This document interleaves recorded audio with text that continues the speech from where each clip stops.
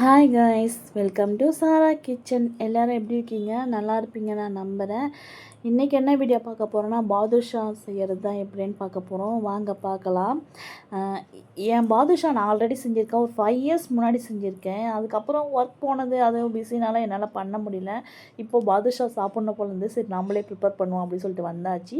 நான் அதுக்கு 1 கப்பு மைதா எடுத்திருக்கேன். அது கூட தயிர் ஒரு 4 spoon, baking soda 1/4 spoon, baking powder 1/4 ஸ்பூனும், உப்பு கொஞ்சமாக சேர்த்துருக்கேன். அம்மா காய்ச்சின நெய் வந்து இந்த குழம்பு கரண்டி இருக்குல்ல, நம்ம அதில் ஒரு கரண்டி நல்லா காய்ச்சி உருக்கி எடுத்திருக்கேன். அதை ஊற்றிட்டு விக்ஸ் வச்சு நல்லா மிக்ஸ் பண்ணிக்கிறேன். விக்ஸ் எதுக்காக யூஸ் பண்ணுறேன்னா, சூடாக இருக்கும், அதுக்காக தான். இப்போ நம்ம கை வச்சு நம்ம மாவு பிசைஞ்சிக்கலாம். அதாவது மாவு பிசையிறது வந்து எப்படின்னா, எடுத்து விட்ட மாதிரி அப்படியே பிசையணும். அது பாருங்கள், நான் பிசைகிறேன் பாருங்கள். அது மாதிரி எடுத்து விட்ட மாதிரி மாவு பிசைஞ்சிக்கோங்க. ரொம்ப அழுத்திலாம் நம்ம பிசையக்கூடாது பாதுஷாக்கு. அதேமாதிரி இப்போது ஹாட் வாட்டர் நான் இப்போ காய வச்சுருக்கேன். கொஞ்சம் லைட் சூடானதும் அந்த மாவுக்கு வந்து தண்ணி தெளித்து தான் நம்ம மாவு பிசையணும். ஒரேடியாகவும் ஊற்றிடக்கூடாது. லைட்டாக தண்ணி தெளித்து மாவு பிசைங்க. அதாவது சப்பாத்தி மாவோட ஒரு இது நம்ம பதம் வந்து ஒரு இதுவாக இருக்கணும். ரொம்ப கெட்டியாகவும் இருக்கக்கூடாது.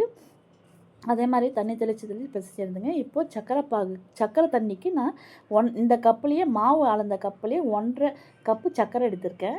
அதை எடுத்துகிட்டு 1.5 கப்பு தண்ணியும் ஊற்றிருக்கேன். தண்ணி எதுக்காக அதிகமாக ஊற்றினேன்னா, இந்த சர்க்கரை பாகில் வந்து அழுக்கு வருங்க. கண்டிப்பாக சர்க்கரை தண்ணியில் பாகுன்ட்டேன், தண்ணியில் அழுக்கு வரும். அதுக்காக தான். இப்போ மாவு பாருங்கள் ரெடி ஆகிடுச்சு. இப்போ பாருங்கள், மாவு நான் பிச்சு காமிக்கிறேன். எப்படி இருக்குது பார்த்தீங்களா?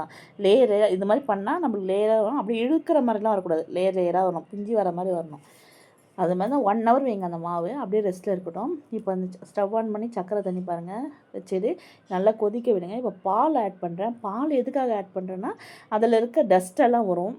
சர்க்கரை தண்ணியில் இருக்க டஸ்ட்டெல்லாம் வந்துடும். ஏன்னா இது ரேஷனில் வாங்கின சர்க்கரை, அதனால தான் நான் அதை பால் ஊற்றினேன். அதில் பாருங்கள் எவ்வளோ டஸ்ட் இருக்குது. நான் சொன்ன மாதிரி இப்போ நான் ஒரு ஃபில்ட்ரு வச்சு வடிகட்டினா அந்த ஃபில்ட்ருலேருந்தும் கீழே வந்திருக்கும் பாருங்கள்.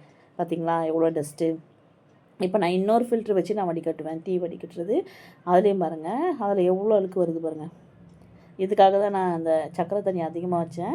இப்போ நம்ம அதை கொதிக்கட்டும் சர்க்கரை தண்ணி. இதோட பதம் வந்து என்ன பதம்னா, குலோப் ஜாமுன் செய்வோம்ல, அப்படி தொட்டால் பிசுபிசுப்பு தன்மை வரணும். அந்தளவுக்கு பதம் இருந்தால் போதும்.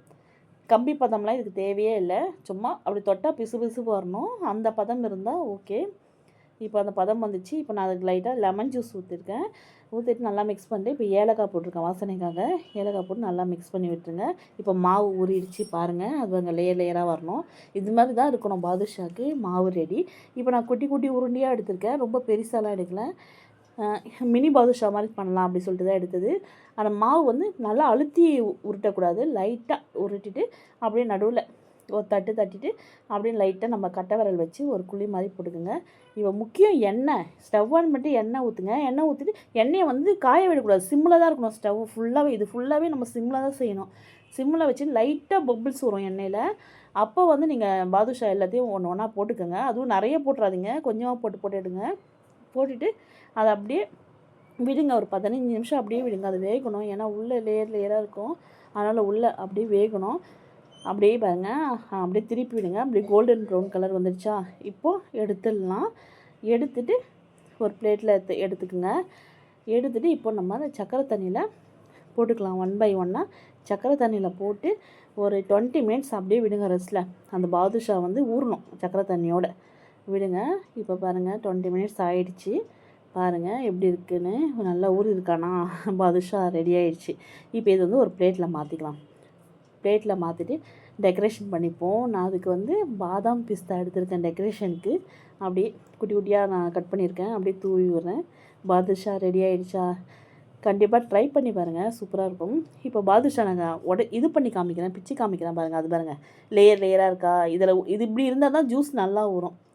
நம்ம வீடியோ பிடிச்சிருந்தா லைக் பண்ணுங்கள், ஷேர் பண்ணுங்கள், கமெண்ட் பண்ணுங்கள், சப்ஸ்கிரைப் பண்ணுங்கள், சப்போர்ட் பண்ணுங்கள். தேங்க்யூ.